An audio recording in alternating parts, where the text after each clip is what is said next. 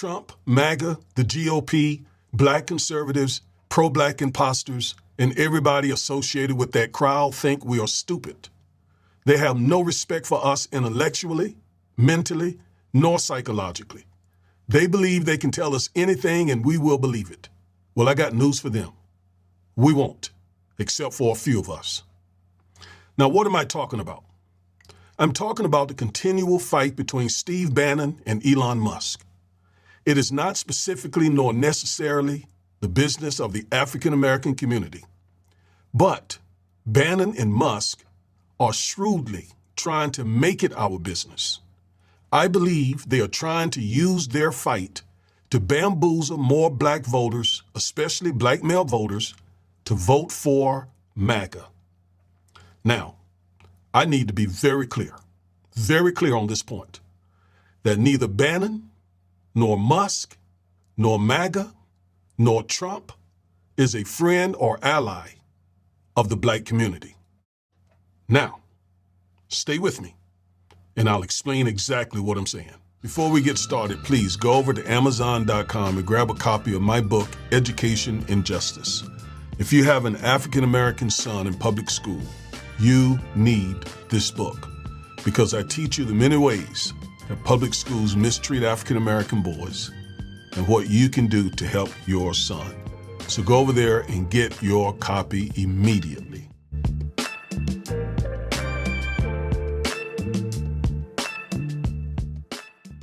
All right, now let's get into this a little bit. So the war between Musk and Bannon broke out when Musk and Ramaswamy expressed support for H-1B visas. These visas allow American corporations to hire educated foreign immigrants. Now, when they did that, that is when Ramaswamy and Musk expressed support for H-1B visas, Bannon and MAGA cried foul, because H-1B visas conflict with their hard-nosed immigration stance. And we know what happened. Trump came out and sided with Musk and Ramaswamy. And so the war ensued, and it's been going on ever since. Recently, in fact, Steve Bannon attacked Musk again and called him a racist in a recent interview. And we'll look at exactly what he said in just a few moments. But first, let's look at some things that Bannon has said in the past about blacks. Because I don't want you to be confused that just because he's calling out Musk and calling him a racist doesn't make him a friend and ally of the African American community. I want that to be clear. So let's go look at some of the things that Steve Bannon has said in the past about black people. Now, this is a CNN article that dates back to 2010, and Bannon described a victimology among African Americans created by the welfare state, which caused them to attack black conservatives. So he says that African Americans have this victimology mindset because African Americans are dependent on welfare. And because of that dependency, we tend to attack black conservatives. Now, I don't know about you, but I find that very offensive. Just because we have strong differences with black conservatives, and I'm talking about the type of black conservative who agrees with white supremacists and carry the water of white supremacists, and because we criticize such people, that doesn't mean that we have a victimology mentality, and it definitely doesn't mean that we are on welfare. All right, he goes on. After listening of several prominent black conservatives, Bannon said, "These people are heroes," referring to black conservatives. They take an incredible amount of grief because the welfare state has built in this victimology. There he is again. And the elitist, liberal progressives have a plantation mentality that they don't think African Americans should be out of government control. So now he goes on to say that we are on some sort of plantation. And by we, I'm referring to all of us who are not in support of Donald Trump, who are not in support of MAGA, who are not in support of the GOP.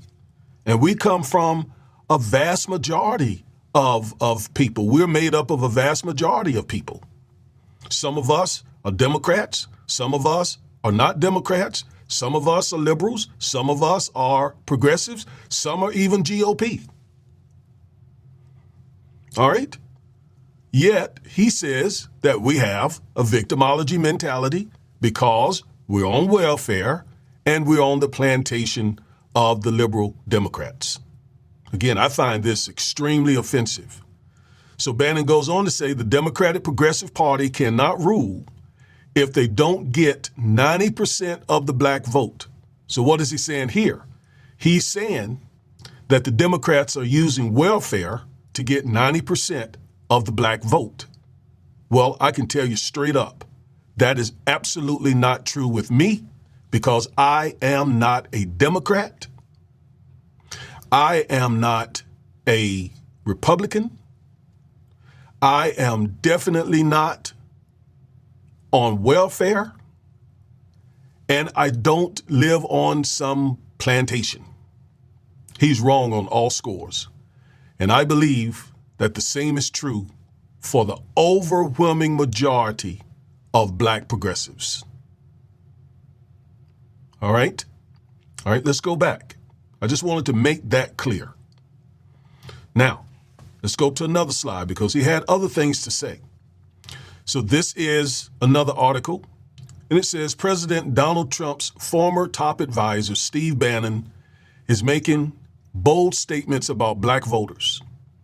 Facing possible criminal charges for defying subpoenas, Bannon claimed in a tweet Monday that the Republican Party will attract the vote of 50% of black men, and the party of Lincoln will rule for the next 100 years. Now, let's go back because I want you to see something. There is a consistency here. The very last paragraph, it says, the Democratic Progressive Party cannot rule if they don't get 90% of the black vote. If we cut into the black vote, if we make it 80-20, we can win 100 congressional seats this time, Bannon said. So for Bannon, this is not really any concern for African American people. This is about attracting black voters. That's what this is about. All right. And he confirms it here in this article as well, where he says, it's in yellow, Bannon claimed in a tweet Monday that the Republican Party will attract a vote of 50% of black men, and the party of Lincoln will rule for the next 100 years. So he has set his sights on black men. And that's why there's been this concerted effort to reach black men by hook or crook. In other words, with disinformation or anything else that will get black men to turn their backs on the Democratic Party, on progressive policies, and vote for them, vote for MAGA, regardless of whether MAGA has any concern about the African American community. And we know it does not, because MAGA is thoroughly anti-black. MAGA is attacking DEI. MAGA is attacking civil rights. MAGA is attacking woke. All of that is anti-black. So he says if they can get 50% of black men, then MAGA, he calls it the party of Lincoln, but it's no longer the party of Lincoln. The GOP is not the party of Lincoln.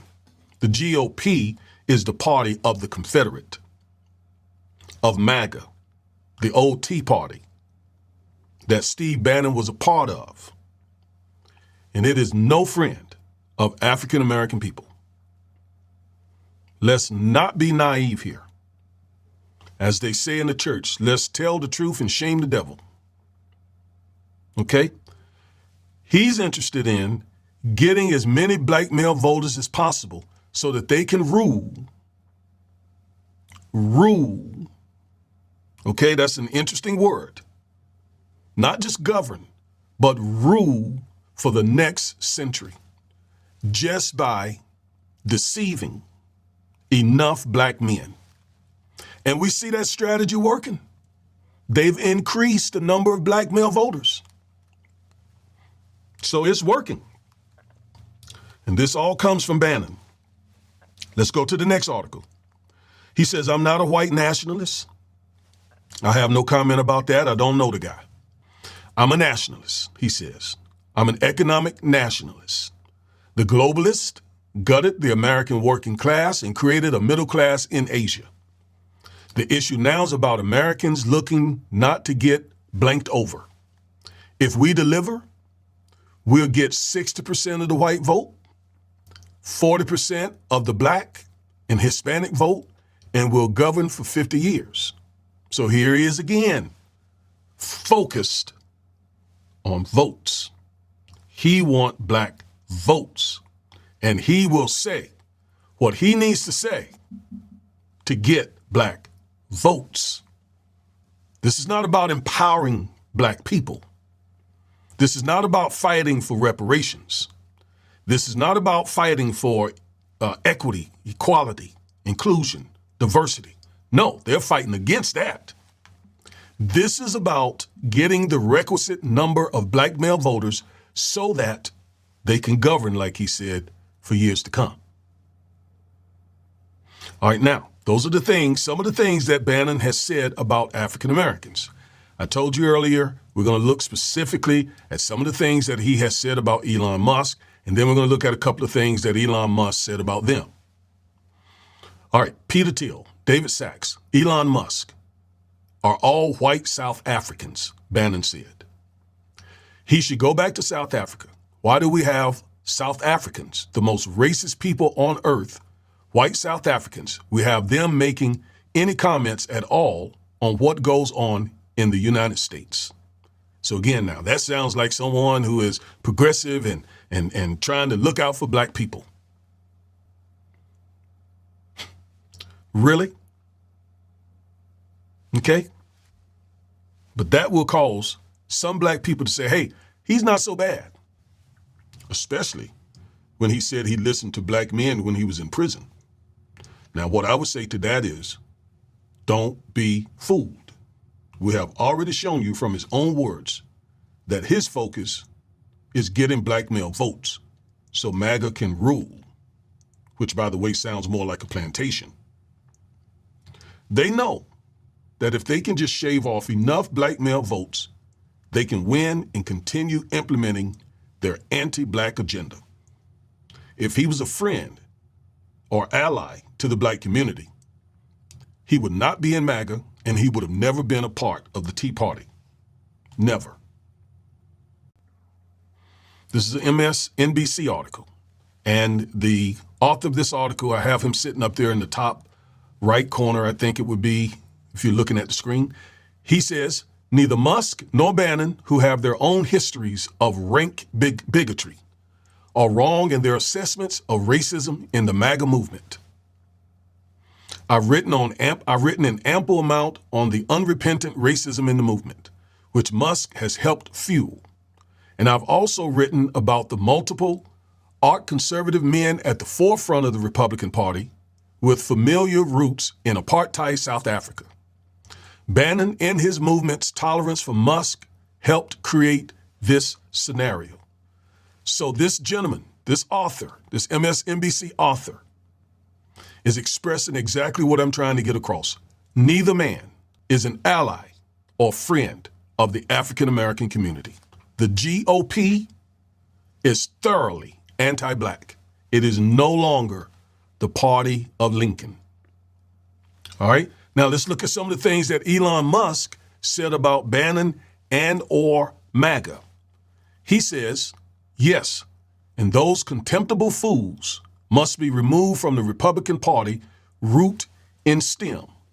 Now this would make you think, wait a minute, Steve Bannon, this guy's not that bad at all. Elon Musk is talking about getting rid of the racist, as he said, the contemptible fools from the Republican Party. So, hey, Elon Musk is a friend. No, Elon Musk is a capitalist. Now, that's for sure. He's a libertarian capitalist, the richest man in the world. And what he wants is more money. And when Steve Bannon stands against H-1B visas, he's standing against Elon's money, ability to keep making fistloads of money. Elon Musk goes on to say the contemptible fools I'm referring to are those in the Republican Party who are hateful, unrepentant racists. They will absolutely be the downfall of the Republican Party if they are not removed. So once again, sounds like a friend and ally of the African American community. Don't fall for it. Don't fall for it. Neither men have said in their back and forth anything remotely about empowering African American people. In fact, they agree on the anti-black policies of MAGA. That they agree on. Okay? And there's something else that they agree on that we need to just let it stand for itself. They both called or inferred that the other was a racist. We will let their own words speak for themselves. That is my commentary on the fight between Musk and Steve Bannon. Neither of these men is a friend and ally of the African American community. I am Reverend and Civil Rights Attorney Augustus Corbett. Thank you for watching this video. Until the next time, peace.